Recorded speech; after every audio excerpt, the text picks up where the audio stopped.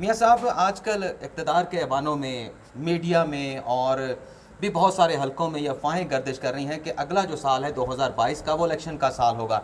और यहाँ तक बात बताई जाती है कि एक काबीना के इजलास में वज़ीर आज़म इमरान खान ने भी अपनी टीम से कहा है कि इलेक्ट्रॉनिक वोटिंग मशीन के हवाले से जितनी भी लेजिस्लेशन है उसे नवंबर 2021 के इख्तिताम से पहले मुकम्मल कर लिया जाए। और कल मुसम्मिक नवाज़ और पीडीएम ने भी अपनी जो नई हिकमत अमली बनाई है उसमें भी 51 जलसों का एक शेड्यूल तैयार किया गया है, जिसे हतमी तौर पर मंजूरी के लिए पीडीएम का जो सरबराही इजलास होने जा रहा है उसमें पेश किया जाएगा।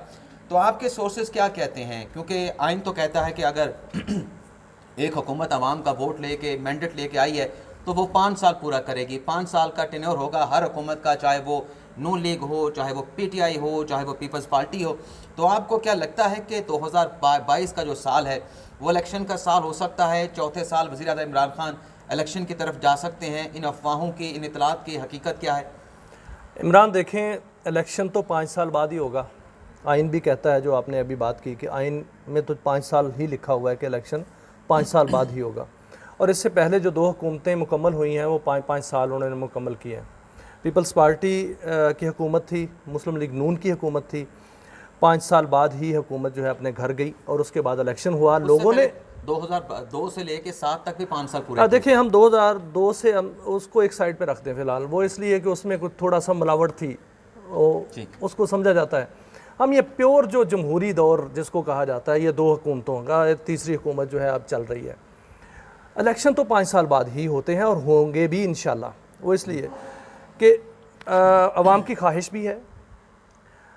अगर आपने इलेक्शन फेयर कराने हैं और शफाफ कराने हैं, अगर आप चाहते हैं कि शफाफ क़यादत सामने आए, तो 5 साल बाद ही इलेक्शन होने चाहिए।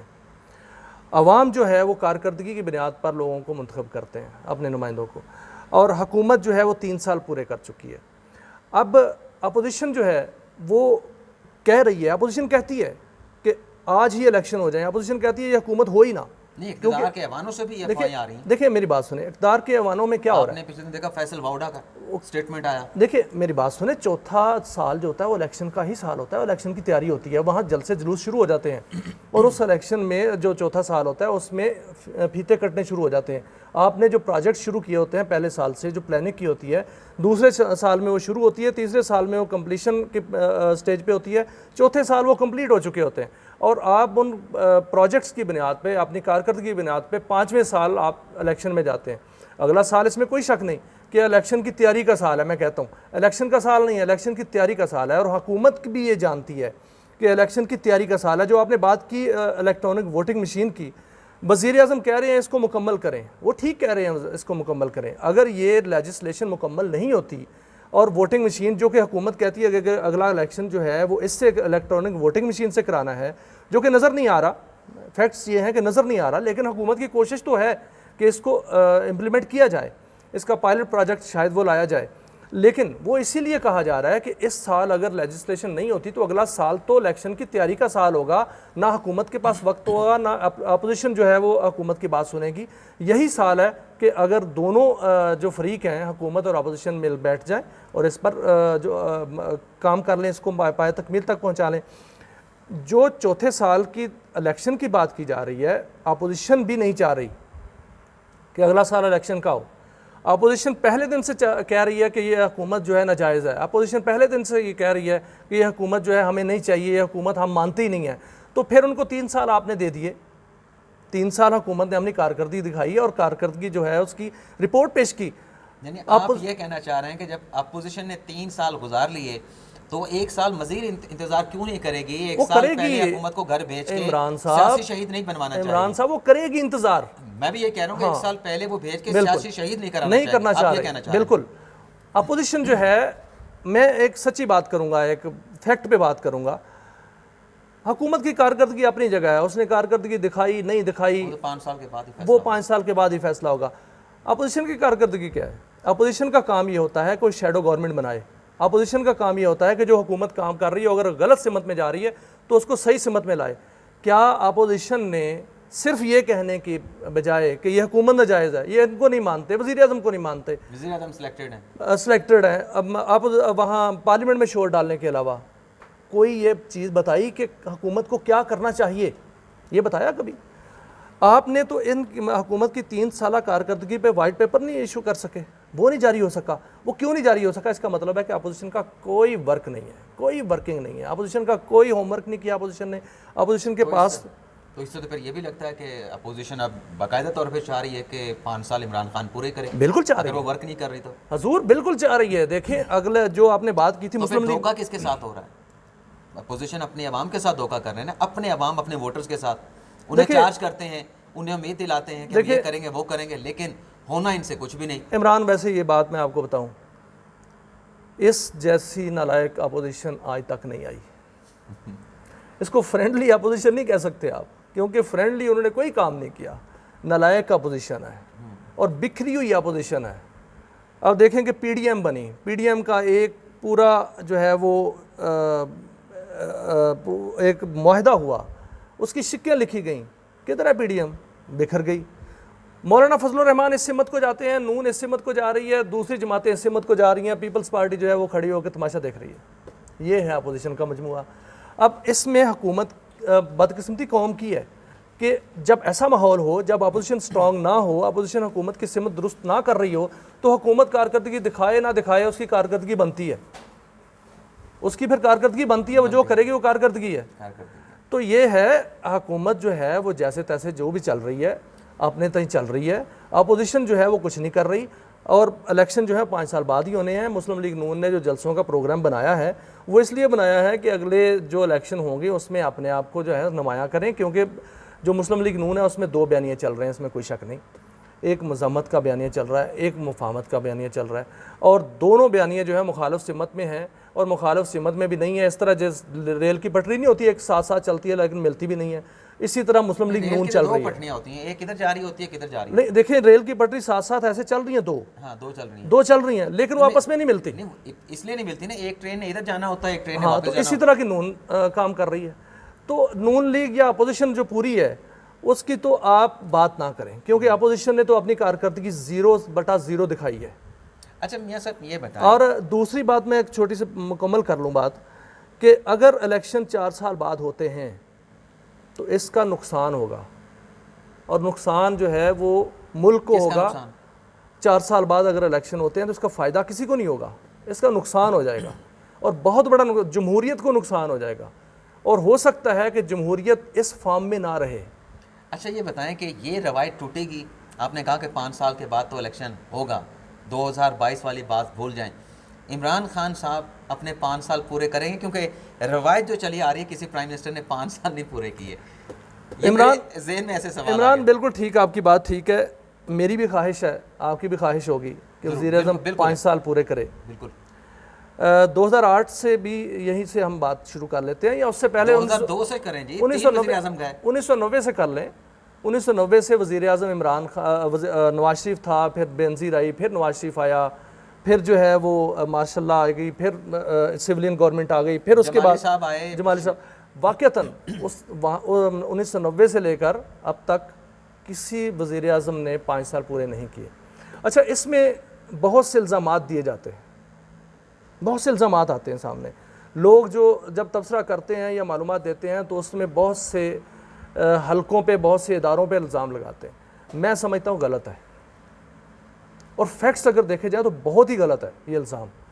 देखें, हमारे सामने, आपके सामने 2008 में इंतखाबात हुए, वज़ीर-ए-आज़म गिलानी साहब बने। गिलानी साहब क्यों गए? क्या गिलानी साहब को कुछ साजिश के ज़रिए निकाला गया था? वो तो गिलानी साहब ने खुद जिद कर ली, मैंने खत लिखना ही नहीं। अदालत कहती है कि गिलानी साहब खत लिखें, गिलानी साहब कहते मैंने नहीं लिखना, और तौहीन अदालत करते हैं, और अदालत उनको सजा देती है, वो नाहिल हो जाते हैं।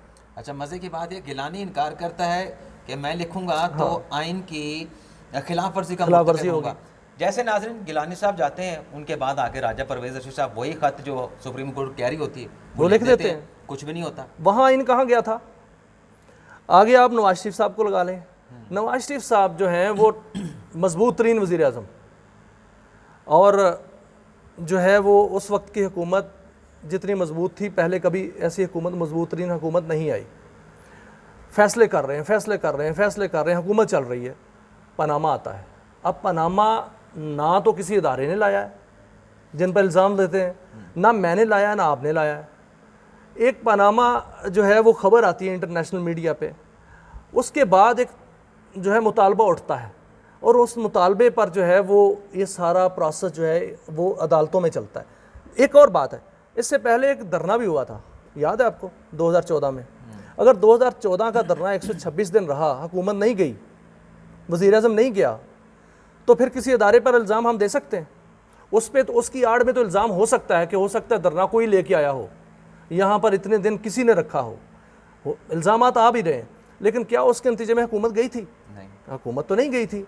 उसके नतीजे में CPEC आ गया था, चाइना का वज़ीर बाद में क़यादत आई थी, उन्होंने आके CPEC साइन किया, CPEC शुरू हुआ, हुकूमत नहीं गई। वज़ीर-ए-आज़म उस वक्त गया जब वज़ीर-ए-आज़म पर इल्ज़ाम लगा, इल्ज़ाम जो है वो कन्विक्टेड हो गए, और इल्ज़ाम वो साबित नहीं कर पाए।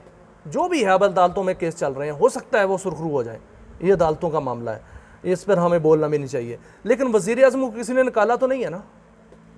अब ठीक है, उस वक्त नारा लगा था मुझे क्यों निकाला, लेकिन फैक्ट्स ये हैं कि उस वक्त तो अदालत ने निकाला ना। हम ये नहीं कह सकते कि अदालत पर इल्ज़ाम नहीं दे सकते, अदालत ने तो बड़े बड़े अच्छे फैसले भी किए, उनके हक में भी फैसले थे। आपकी बात काटता हूँ, वीडियो पहले लंबी होगी, लेकिन इस चीज़ को अगर हम इस तरह से प्रिसाइज कर दें, कहते हैं निकाला किसी और ने, लेकिन जिसने निकाला है उसका नाम नहीं लेते, मतलब कोर्ट से निकले उसका जिक्र कहीं नहीं आएगा। इल्ज़ाम किसी और को देते हैं कि निकालने वाले कोई और हैं, लेकिन उनका नाम नहीं लेते। अब मुझे ये बताएं, दो हमारे जो इश्यूज़ हैं मुख्तसर से बात करने की कोशिश करेंगे। आज नैब ने नून लीग के 2 रहनुमाओं को नोटिस जारी किए हैं, एक मियां जवेद लतीफ़ को और दूसरा बर्जीस ताहिर को। चेयरमैन साहब रिटायर होने जा रहे हैं अक्टूबर के पहले हफ्ते में। आप इन नोटिस को किस नज़र से देखते हैं कि ये स्टाफ सब्सटेंस है इन नोटिस में? हो सकता हो, लेकिन आप देखते किस तरह से है कि ये नोटिस जारी किए गए हैं? इसके पीछे आपको लॉजिक क्या नज़र आ रहा है? इमरान, आपने इसका जवाब आपने सवाल में ही दे दिया है कि चेयरमैन साहब जा रहे हैं। अब चेयरमैन साहब जो है ना वो दिखा रहे हैं कि मैं नोटिस पे नोटिस जारी कर रहा हूँ, बंदे पकड़ रहा हूँ, ये कर रहा हूँ, वो कर रहा हूँ, तो मुझे अगला भी एक्सटेंशन दी जाए। और चेयरमैन साहब को ऐसा नहीं करना चाहिए, और चेयरमैन साहब को अपना टेन्योर पूरा करके चले जाना चाहिए। अब आपको और भी नोटिस नज़र आएंगे इस महीने में, ये जो आज 2 नोटिस आपने देखे हैं ना, आपको कई नोटिस नज़र आएंगे, और वो उस पर जो है वो गिरफ्तारियाँ भी होंगी, और उस पर जो है इतनी लेदे होगी, और उस पर जो है वो चेयरमैन साहब को फ़ायदा कोई नहीं होगा, चेयरमैन साहब को उसका नुकसान होगा, क्योंकि हुकूमत भी नहीं चाहती कि इस वक्त जो है वो तलखियाँ बढ़ाई जाए। अच्छा, क्विकली तीसरे इशू की तरफ भी आ जाते हैं, क्योंकि इस पर भी वैसे बात करने का बहुत मवाद मौजूद है, बहुत हम बात कर सकते हैं, लेकिन चूंकि वैसे मेरा बीच में दिल किया कि इस यहाँ पर ब्रेक लेके और दूसरे पार्ट्स में अपने इस प्रोग्राम को ले जाएं, लेकिन फिर कुछ दोस्त नाराज़ भी हो जाते हैं देखने वाले। आखिरी जो इशू है, 40 दिनों में इसाक डार साहब तो जा रहे हैं, वो सीट डी सीट हो जाएगी ऑर्डिनेंस जारी होने के बाद। उसके बाद आप शौकत तरीन का जो इम्तिहान शुरू होने वाला है, क्योंकि उन्हें 2 माह के अंदर 4 माह उनके बतौर मिनिस्टर हो चुके हैं, सेनेटर मुंतखब करा के वफाकी वज़ीर आपने दोबारा से बनाना ही बनाना है। आपको क्या नज़र आ रहा है कि ये मूव जो है कितना बड़ा इम्तिहान वज़ीर आला उस्मान बुज़दार का हो सकती है? देखिए, इम्तिहान शौकत तरीन का नहीं है, इम्तिहान जो है वो वज़ीर आला बुज़दार का है। मैंने भी उस्मान बुज़दार कहा। हाँ, और हुकूमत का इम्तिहान है, और हुकूमत को इसमें जल्दबाजी नहीं करनी चाहिए, हुकूमत जल्दबाजी कर रही है। एक दूसरा, उसको मुकाम वो मुंतखब करना चाहिए जहाँ वो जीत जाए अच्छी तरह, आराम से, आसानी से। अब KPK है, आप KPK से उनको इलेक्शन लड़वा लें। आपने पंजाब का मैदान चुना है, तो पंजाब का मैदान जो है वो बड़ा ही जो है वो क्रिटिकल किस्म का है। वहाँ पे कौन से क्रिटिकल फैक्टर नज़र? देखिए, मेरी बात सुने, 2 फैक्टर हैं। एक तो खुद बुज़दार फैक्टर है इट्सेल्फ। बुज़दार जो है वफाक में वज़ीर आज़म इमरान खान नहीं है, वो उस्मान बुज़दार हैं। वज़ीर आज़म इमरान खान एक जो है वो शख्सियत का नाम है, और बुज़दार जो है वो बिल्कुल उल्टी शख्सियत का नाम है। वहाँ पर बुज़दार साहब को सुबह से लेकर शाम तक कई लोग हटाने के चक्रों में, कई फैक्टर हटाने के चक्रों में आप बुज़दार साहब को तोप के मुंह पे रख रहे हैं। यानी आप ये कह रहे हैं कि जो फैक्टर यहाँ बचाते हैं वो फैक्टर वहाँ पे लुटिया डबो भी सकते हैं, और तरीन फैक्टर भी है। और मैं तो बताऊँ तो वहाँ पर जो है वो परवेज़ अलाई फैक्टर भी है।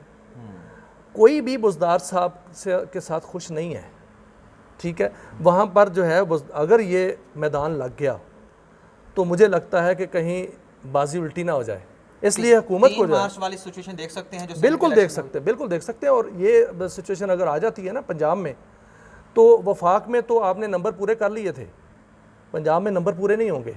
पंजाब में नंबर पूरे करना बहुत मुश्किल है, बल्कि नामुमकिन हो जाएगा। इसलिए हुकूमत को चाहिए कि वो एहतियात करे और जल्दबाजी से काम ना ले और प्लानिंग के साथ जाए, क्योंकि शौकत तरीन को सेनेटर बनाते बनाते वज़ीर आला पंजाब ना गंवा ले कहीं। चलिए, बहुत बहुत शुक्रिया। हमने इस पे भी बहुत बात हो सकती थी, लेकिन क्योंकि पहले ही 17 मिनट हो चुके हैं तो कोशिश होती है कि वीडियो को मुख्तसर रखा जाए। तो बड़ा ज़बरदस्त आपने अपना इनपुट दिया मियाँ साहब, आपका भी शुक्रिया और देखने वालों को भी शुक्रिया। उम्मीद है कि आज का ये शो आपको पसंद आया होगा। इजाज़त चाहेंगे, अल्लाह हाफ़िज़।